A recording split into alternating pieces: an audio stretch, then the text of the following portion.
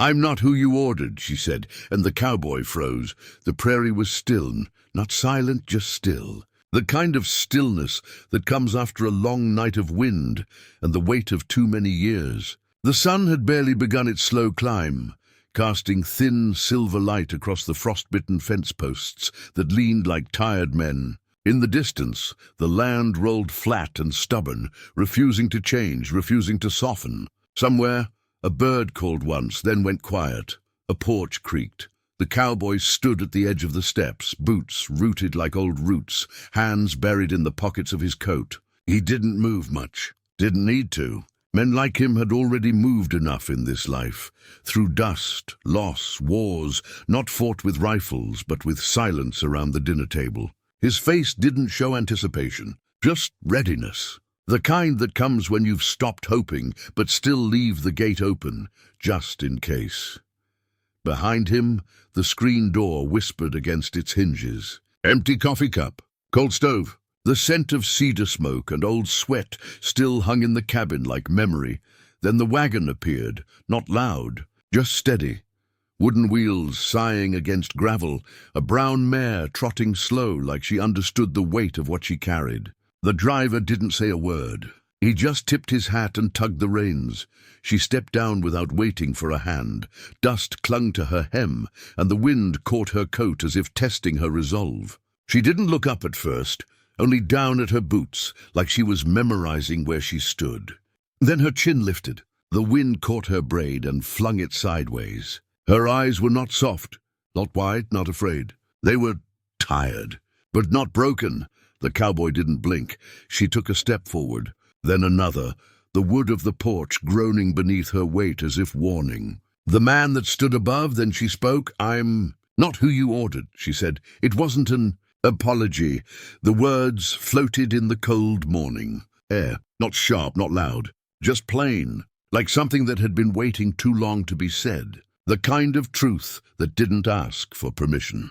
The cowboy didn't move. Not a twitch, not a breath, but something behind his eyes shifted, like the horizon just cracked, and in that moment the prairie held its breath again. The town was too clean that day, as if it had scrubbed its conscience for something it didn't plan to stop. She stood in front of the general store, coat dusted with road and distance, her hands clasped in front of her, not from shyness, but from restraint. A few townsfolk had gathered, drawn not by welcome, but by habit. The kind that watched not to help, but to judge. Eyes behind windows, faces under wide hats. Still, the driver had already turned around. The wagon was gone. The cowboy was 10 steps behind her, arms folded, jaw set. His silence wasn't protective, it was uncertain, like he was waiting for someone else to speak first. Like maybe she would explain why she wasn't the girl from the letter, why her name didn't match the one etched on the parcel tag, why the photo he'd been sent had softer eyes, a thinner frame, a different past. "She ain't the one," someone muttered near the store barrels. A short chuckle followed, then silence again. The kind that cuts through the chest. She didn't flinch, but her breath held in her throat like something heavy she wasn't allowed to drop. Her gaze scanned the store window, then the cracked wooden step below her boots, as if grounding herself in the only thing not shifting beneath her, the fact that she was here. "I never claimed to be," she said, voice flat, not bitter, just done. The storekeeper stepped forward. Grey suspenders, a worn ledger tucked beneath his arm. "We don't want no trouble, miss," he said, glancing past her toward the cowboy. "These kinds of misunderstandings, best handled quietly." A woman in a blue shawl whispered, "That's what happens when you order a bride from a paper." And just like that the crowd shifted, not closer, not further, just colder. The cowboy hadn't moved. But the way he stared, down at his boots, then past her shoulder, made something inside her unravel. For a moment she wanted to disappear, not cry, not scream, just not exist in this town, this hour, this skin. Then came a voice, old, cracked and quiet, from the porch of the barber's shop across the road. That boy couldn't even raise a calf without his daddy's hand. And now he wants to measure a woman by a photo? All heads turned. It was the barber's mother. No one remembered her speaking in public for years. But there she was, knitting resting in her lap, cane leaning on the wall beside her, eyes sharp as flint. He don't even know what he needs. Maybe God sent him what he deserves. Silence dropped again, not from shame, but confusion. The cowboy looked up. She didn't turn to see his face. She didn't need to, because for the first time since she stepped off that wagon, the weight wasn't only hers to carry. The stranger hadn't said a word during the scene outside the store. He just leaned against the edge of his mule cart, arms crossed, hat tilted low over his brow, like a man hiding from more than just sunlight. Most thought he was just the town's quiet fool, a widower who traded in broken tools and mended boots, who spoke more to animals than to people. But that morning he watched everything, her face, the cowboy's silence, the town's laughter that never quite became noise. When the crowd dissolved, like shame never really wanted to linger, she was left alone on the step, hands still folded, eyes still fixed on the wood beneath her. That's when he moved. He didn't ask her name, didn't offer his. He just lifted his chin toward the edge of his cart, where a blanket lay folded on top of old rope, 2 tin pots, and a bundle of cornmeal. He jerked his thumb toward it like saying, "There's room. If you want." She didn't move, didn't trust, didn't understand why a man who hadn't spoken in years would offer space to someone the town already turned its back on. "I won't ask twice," he said. 3. Words low even without demand. But they carried weight, not of threat, of boundary. She climbed up. The mule trotted slow, the cart creaking like it carried more silence than supplies. He didn't ask where she was from. She didn't ask where they were going. But something about the way the wind changed direction as they left town felt like the first honest thing in days. The trail curved past dry riverbeds and lonely cottonwoods. Hours passed without words. Only the sound of hooves and the occasional crow that flew overhead, watching the world from above like it never wanted to land. By dusk, they stopped near a hill where a small cabin sat like it didn't want to be found. He unloaded without instruction, placed a kettle on the low stone ring outside, gathered dry wood from under the porch. She stood to one side, unsure if she was guest or burden. Then he did something strange. He handed her a knife and a tin bowl. Not as a threat, but a task. Potatoes, carrots, dried herbs from a pouch in his coat. No lecture, no smile. Just a gesture. Earn your space. She peeled in silence, fingers stiff from cold but steady. He fed the mule, fixed a shutter that had come loose. The fire crackled between them like a cautious middle ground. Later, he poured stew into 2 chipped bowls. Set one in front of her on the porch floor. No spoon, no plate. Just what was needed. She hesitated. "Eat," he said. Not softly, not harshly, just directly. She ate. It wasn't kindness she felt. Not yet. It was something quieter. Recognition. The kind that only comes from people who've both been burned too many times to believe in softness, but still share their fire anyway. The cabin didn't ask questions. It stood the way old things do, half repaired, half surrendered. The roof creaked at night. The walls breathed with the wind. Inside, the air smelled of cedar, ash, and something older. Memory, maybe. She took the corner by the window. Not because he told her to, but because it felt like the kind of place where someone new should sleep, close to the edge, close to the cold, close to leaving if needed.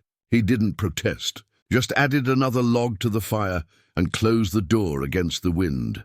They moved around each other like 2 ghosts that weren't ready to haunt. She boiled water. He chopped wood. She swept dust. He fixed a broken hinge. They didn't speak more than they needed. Just enough to pass salt. Just enough to avoid collision. At night, she would sit by the window, fingers curled around a chipped tin cup, watching the trees sway like old dancers who had forgotten the rhythm, but still remembered the steps. He would sharpen a knife in the corner, slow, rhythmic strokes like breathing. Not threatening, just necessary. Once she cut her hand peeling bark for kindling. It wasn't deep, but it stung. He didn't speak, didn't ask. He simply walked to the shelf, took a tin box, opened it, and sat beside her on the wooden stool. His hands were rough, but his touch was exact, wrapping the cloth tight but not harsh. Cleaning without comment, She didn't flinch. He nodded once, then returned to the fire. That night, she left half her bread near his cup. Nothing was said. But in the morning, she found a folded wool scarf beside her corner of the floor. Not new, not perfumed, but warm. Day by day, the silence became less empty, less like the kind that chokes, more like the kind that understands. He taught her how to mend the broken latch on the barn door without saying much, just showed her where to hold, when to push. She didn't thank him, just did the work. But when it was done, she placed a jar of preserved peaches on the table that night. His eyes lingered a second longer than usual before turning away. Once it snowed heavy, the kind that traps even thought inside. She stepped out to fetch water from the well, slipped, and landed hard on the ice. Before she could rise, he was there, not rushing, not panicking. Just steady hands, lifting her up without making her feel small. Inside, she sat beside the fire, holding her ribs and biting back the sting. He didn't ask if she was all right. He just poured hot tea, set it down, and added another blanket to her side. No declarations, no comfort words, just presence. And in that presence, something settled, not love, not yet, but a space where breathing wasn't a task, where two people, broken in different ways, learned to share warmth without asking for more than what could be given. The snow had melted in strips, white receding into brown earth like a wound slowly stitching itself shut. The cabin breathed differently now, less like shelter, more like home. Fire still burned, water still boiled, but there was softness in the silence, an invisible understanding that two people, without promises, had built something wordless but real. Until the knock came, it wasn't loud, just firm. 3 knocks, measured as if whoever stood on the other side knew exactly what weight their presence carried. She froze near the stove, a ladle in one hand, her other instinctively brushing the scarf at her neck, the same scarf he'd left weeks ago. The man looked through the window first. She didn't have to see his face. The stance was enough. Straight back, polished coat, ledger tucked beneath one arm like a verdict already written. A deputy star not on his chest but around his voice. The kind of man who spoke for others, who never showed up themselves. The cowboy answered the door, not with welcome, with weight. "Mr. Weller," the man said without greeting. "You've got someone inside that doesn't belong." She stepped into view, slowly. His eyes flicked to her, then back to the cowboy. "Her name's not the one on the registry. There's another man still waiting back east for a woman who never arrived. Says she's a fraud. Says she ran." No one spoke. The deputy continued. "Could call it misrepresentation. Theft even. Could make it real hard for both of you if you keep harboring her." Stillness. Only the wind moved, threading its way through the broken fence, lifting the corners of the worn welcome mat like it wanted to fly away from what was coming. The cowboy looked at her. Not with judgment, but with question. She looked down. For a moment, the warmth they had built turned cold in her bones. Was this where it all ended? For a mistake? For a past she hadn't run from, just tried to outwait? She opened her mouth, but no words came. Instead, she walked slowly to the shelf near the fire, picked up her bag. Worn leather, already packed though she hadn't meant to leave. Just habit. He watched her move, but said nothing. She turned to the door, eyes low, shoulders square, ready to go. Dignity, not pleading. If this was where it ended, she would walk on her own feet. Then he moved, stepped between her and the deputy. One breath, one heartbeat. Then he said, without raising his voice, "She stays." The deputy stiffened. "That's not your call, Weller." He didn't flinch. "You'll need a warrant. And I reckon no one in this valley signs papers on hearsay and ghost names. But the man—" "She stays," he repeated, quieter this time, like a stone being placed on a grave. Silence. The deputy hesitated, but he saw it. The line that wouldn't bend. Not for threats, not for law. Finally the man turned, boots crunching over half-frozen ground, hat lowered. He left without another word. She didn't cry. She just stood there, bag still in hand, eyes burning, not from fear, but from something older. Grief, maybe. Gratitude. The ache of being seen and still chosen. He didn't look at her, just walked back to the fire and stirred the coals. But in that small, quiet gesture, the way he made space again beside the hearth without asking, she understood. This was no longer hiding, this was standing. The next morning, the deputy returned, but this time he wasn't alone. The man from the registry had come. He stood tall, too well groomed for the dust of this valley, gloves in one hand, papers in the other. His face held a smug stillness, the kind that believes every system bends in his favor. His coat was dry despite the rain. His shoes didn't belong on this kind of land. She didn't look at him. She didn't need to. The moment he spoke, the air thickened. "There she is," he said, like pointing out a misplaced object. "Ran out on me before the train even stopped. Left me waiting like a fool." No one replied. He turned to the deputy. "I want her brought back. She owes me explanation. Time, money." She stepped out onto the porch, spine straight, hands calm. "I don't owe you anything," she said. He laughed, short and cold. "You think showing up here makes you free?" The cowboy was by the fire, hammering down the warped edge of a fence post. He didn't look up, not even when the man shouted, "I came all this way. Someone's going to answer for it." The wind picked up, carrying dust across the yard in slow swirls. Clouds gathered above, not stormy, just heavy. Like they were holding their breath, the deputy looked uneasy. "Weller," he called, "we don't want trouble. But if there's a claim here—" The cowboy stood. He didn't raise his voice, didn't step forward like a protector from stories. He simply removed his gloves, walked up to the porch, and stood beside her, then looked the man in the eye. "She's not a claim. 3 words, plain, final. The kind of words that settle in the ribs like weight, not noise." The man blinked. "You don't even know who she is." The cowboy's voice didn't change. "I know she doesn't belong to you." Silence, no defense, no shouting match. Just the creak of the porch, the low hiss of wind through dry grass. The man's confidence flickered. For the first time his eyes searched hers, not to find guilt but weakness. He found none, just stillness. And something stronger than shame. Truth. "You can't just—" "She stays," the cowboy said. "No anger, no violence, just conviction."